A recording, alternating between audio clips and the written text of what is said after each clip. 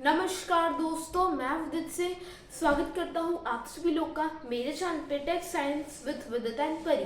आज का हमारा टॉपिक है black hole. So let's start. देखिए, बात है 2014 में जब क्रिस्टोफर नोलन की एक ब्लॉकबस्टर फिल्म आई थी जिसे हम बोलते हैं इंटरस्टेलर। उसमें worm holes, alien planets, black holes and बहुत सारी न्यू डिस्कवरीज की एक्यूरेट वे में एक्सप्लेनेशन की जा रही थी और फोटोज एंड वीडियोस उस पर दिखाई जा रही थी। तो क्लाइमैक्स के एंड में मतलब जो उस मूवी के मेन हीरो थे कूपर, वो एक ब्लैक होल में गिर जाते हैं और उस ब्लैक होल का नाम था गार्गेंटुआ। एंड वो गिरते चले जाते हैं, ग्रेन जैसे पार्टिकल्स उनके स्पेसशिप पे लगते हैं एंड उनके स्पेसशिप में आग लग जाती है, तो मजबूरी में उन्हें इजेक्ट करना पड़ता है। एंड जैसे ही वो इजेक्ट करते हैं तो वो ब्लैक होल के अंदर गिरते चले जाते हैं और एक 5 डायमेंशनल स्पेस में पहुंच जाते हैं। उसमें वो अपने पास्ट से कम्युनिकेट कर सकते थे। ये बड़ी हैरान कर देने वाली चीज है।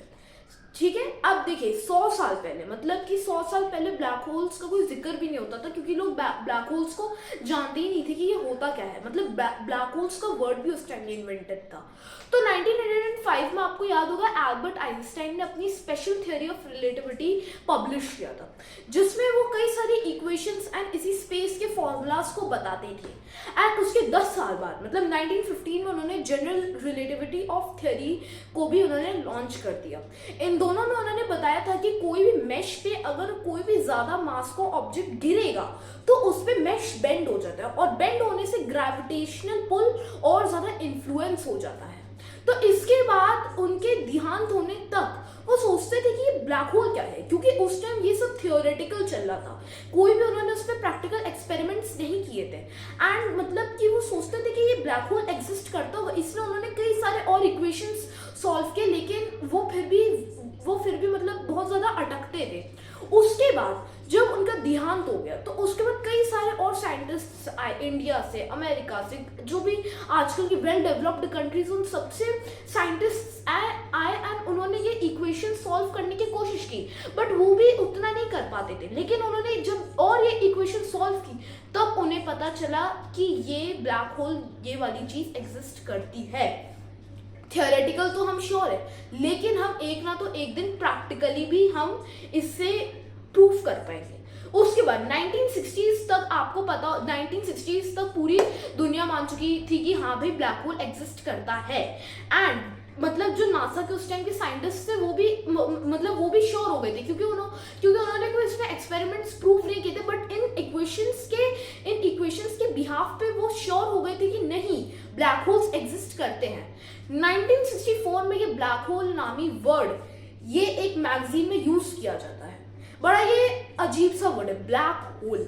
इसका मतलब होता है एक होल जिसमें काला, एक होल जो एकदम ब्लैक हो। नहीं, ये कोई होल नहीं है, इसके भी आगे हम वीडियो में चर्चा करेंगे। एंड 1965 के बाद ये वर्ड पॉपुलर होगा। इसको पॉपुलर करवाने के जो फिजिसिस्ट थे वो थे जॉन व्हीलर। अब मैंने आपको जो अभी थोड़ी देर पहले बताया था कि ये ब्लैक होल ये एक टाइप का होल है जो कि बहुत ज्यादा डीप है। नहीं, देखिए, ये मैंने आपको जो अभी ये स्पेशल थ्योरी ऑफ रिलेटिविटी बताया था और ये जनरल थ्योरी ऑफ रिलेटिविटी, इसमें दो चीजें और काम करती है। देखिए, जो स्पेशल थ्योरी ऑफ रिलेटिविटी होती है ना, उसमें क्या होता है कि फॉर एग्जांपल आप कोई स्पेसशिप में ट्रैवल कर रहे हो जो कि बहुत तेज चल रही है, लेकिन आपके लिए टाइम धीरे चलेगा रिलेटिव टू जो कि और लोग जो कि धरती पे बैठे हैं, जो कि उस स्पेसशिप पे नहीं है। टाइम आपके लिए धीरे ही चलेगा, लेकिन आपको पता नहीं चलेगा कि टाइम धीरे चल रहा है। आपको लगेगा कि नहीं, ये टाइम तो नॉर्मली चल रहा है, लेकिन जब आप वापस से धरती पे पहुंचोगे तब आपको पता चलेगा कि नहीं, टाइम कैसे चल रहा था उस टाइम। इसे हम बोलते हैं काइनेमेटिक टाइम डायलेशन।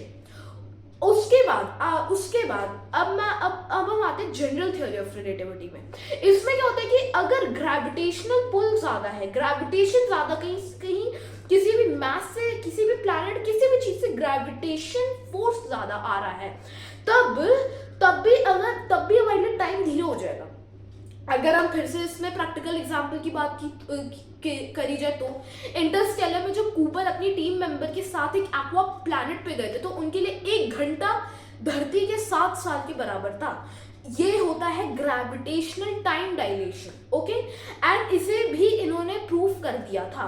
अब हम वापस अपनी इसी कहानी पर, ये ब्लैक होल्स ये कैसे फॉर्म होते हैं। देखिए, ब्लैक होल इसमें ज्यादा मतलब एक टाइप का बिल्कुल भी कॉम्प्लिकेटेड नहीं है ब्लैक होल। देखिए, जब कोई भी मैस में या कोई भी प्लैनेट पे ज्यादा ग्रेविटेशनल पुल आ जाता है ना, इतना ज्यादा ग्रेविटेशनल पुल, इतना ज्यादा कि वो लाइट को ही अब्सॉर्ब कर ले, लाइट को सोचिए, लाइट को अब्सॉर्ब कर ले एंड उसमें से लाइट एस्केप ना कर पाए, जिसका मास इतना ज्यादा है कि जिसमें हमारे 10 से 20 मिलियन सूरज तो ऐसे ही फिट हो जाएंगे एंड जो कि एकदम लाइट को अब्सॉर्ब कर लेता है, वही होता है आपका ब्लैक होल।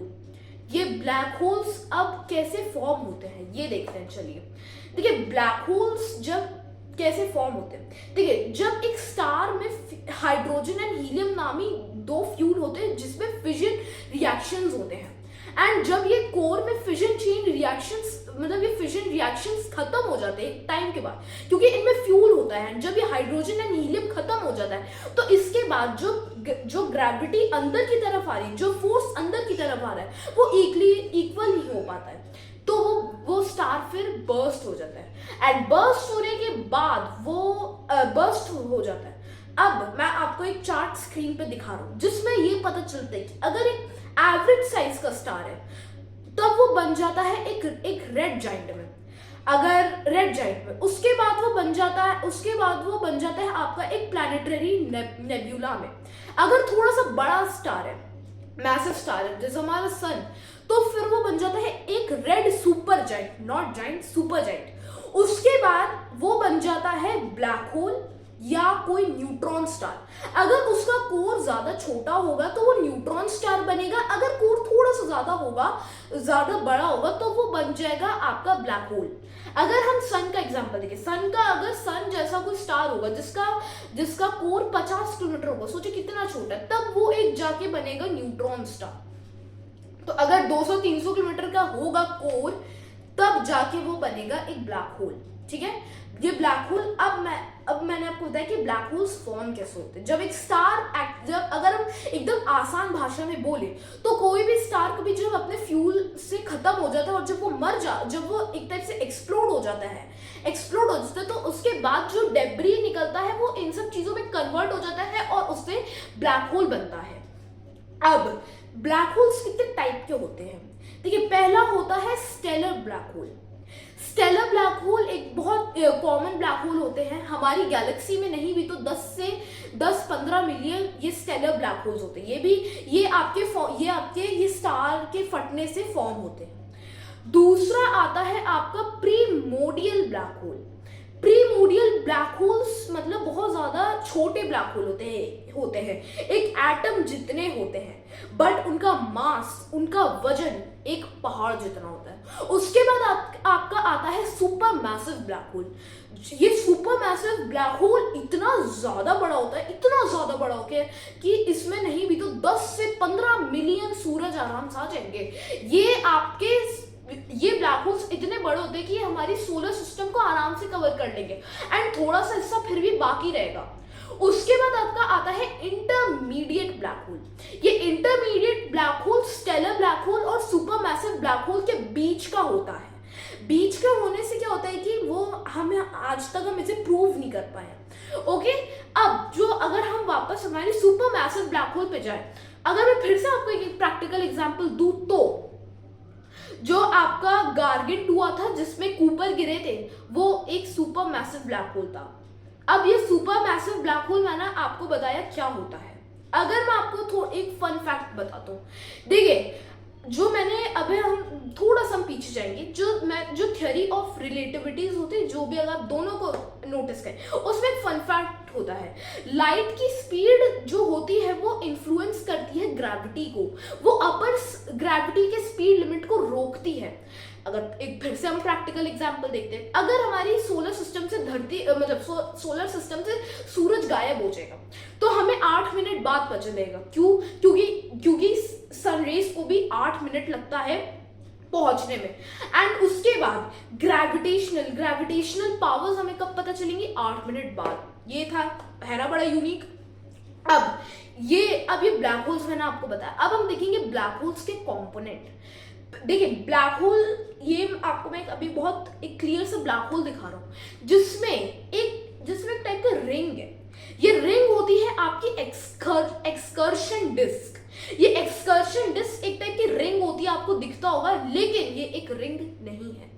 ये एक ऑप्टिकल इल्यूजन है थ्रू ग्रेविटी।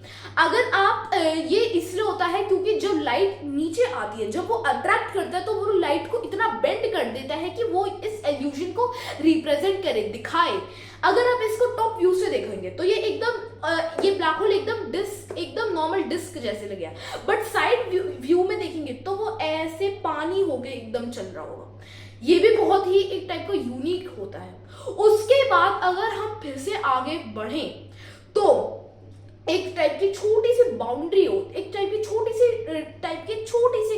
सर्कल जैसी एक बाउंड्री होती है जिसे हम बोलते हैं फोटॉन स्फीयर। मतलब यहाँ पे ग्रेविटी इतनी ज्यादा पावरफुल हो जाती कि लाइट ऑर्बिट करने लग जाती है। लाइट, क्योंकि आपको पता होगा लाइट फोटॉन्स की बनी होती है। क्योंकि अब मैं आपको एक और फन फैक्ट आइए बताता हूँ। हम ब्लैक होल्स को सोचते हैं कि नहीं ये तो ऑरेंज और येलो कलर के, लेकिन ये नहीं है। क्योंकि ये पहली बात तो ब्लूइश या इस कलर की रेंज में ज्यादा आते हैं। क्यों भाई, क्यों हम इन्हें रिप्रेजेंट करते हैं? देखिए जब आपको, अब हम थोड़ा सा फिर से अगर मैं आपको आगे ले जाऊं, तब जब ब्लैक होल कोई भी स्टार को अपने अंदर अट्रैक्ट कर लेता है तो वो इतनी ज्यादा तेज ऑर्बिट करते, इतना ज्यादा मतलब वो तेज घूमते कि वो इलेक्ट्रोमैग्नेटिक वेव्स जनरेट करते हैं, एक्सरेज जनरेट करते हैं, एंड उससे एक्सरेज जनरेट हो जाती है। आपको पता होगा हमारी विजिबल लाइट स्पेक्ट्रम एक्सरे को देख नहीं पाती है, इसीलिए हम इसे इस कलर में डिनोट करते हैं। अब ये फोटॉन स्फीयर वाला तो मैंने अब बताया। अब इसकी बाउंड्री को हम बोलते हैं इवेंट होराइजन। यहाँ पे इतनी ज्यादा ग्रेविटेशनल पुल होता है, कि यहाँ से लाइट बाहर ही नहीं आ सकती। ये मैंने आपको मेरे पिछले शॉर्ट में बताया था। ओके, अब हम इससे और थोड़ा सा आगे बढ़े तो ब्लैक होल का सेंटर होता है सिंगुलैरिटी। ओके, ये सिंगुलैरिटी भी इतना ज्यादा होता है कि इसके अंदर अगर कोई गिर गया इंसान, तो अगर हम थियोरेटिकल देखें तो कोई चांस का पॉसिबल ही नहीं कि वो बाहर आ पाए। सोचिए, ये होते हैं ब्लैक होल्स, इतने खतरनाक ये होते हैं। सोचिए, अगर और कई सारे लोग थ्योरीज भी बनाते हैं कि हमने ब्लैक होल देखा है। अगर मैं आपको पहली ब्लैक होल की इमेज दिखाऊं तो वो ये है। ये ब्लैक होल की इमेज एक्सट्रैक्ट की गई थी 10 अप्रैल 2019 होराइजन स्पेस टेलीस्कोप से। यही हमारे पास एक ब्लैक होल की इमेज है। इसमें भी अगर आप देखें तो इसे ऑरेंज कलर में डिनोट किया गया है, क्योंकि हमारी बॉडी एक्सरे नहीं देख पाती, क्योंकि हमारी बॉडी एक्सरे नहीं देख पाती और विजिबल लाइट स्पेक्ट्रम में एक्सरे आती है, इसलिए हमारी बॉडी इन्हें नहीं देख पाती है। और अगर कुछ थ्योरीज की बात की जाए तो लोग बोलते हैं कि सिंगुलैरिटी में आपको कुछ दिख सकता है। मतलब अगर मैं आपको थोड़ा सा इजी लैंग्वेज में बताऊं तो जो लाइट होती है ना, वो रिफ्लेक्ट एकदम होती है, रिफ्लेक्ट कर देती है सिंगुलैरिटी को। अगर आप फॉर एग्जांपल उसमें गिर रहे हो और लाइट अगर आप गिर रहे हो तो आपको पीछे का हिस्सा अपना दिखेगा। कैसे? क्योंकि लाइट ऑर्बिट कर रही है। अब ये सिंगुलैरिटी में अभी ये जो थ्योरी है ये हमने नहीं देख रखा है कि ऐसा पॉसिबल है, नहीं, क्योंकि ये एक प्योर इमेजिनेशन है।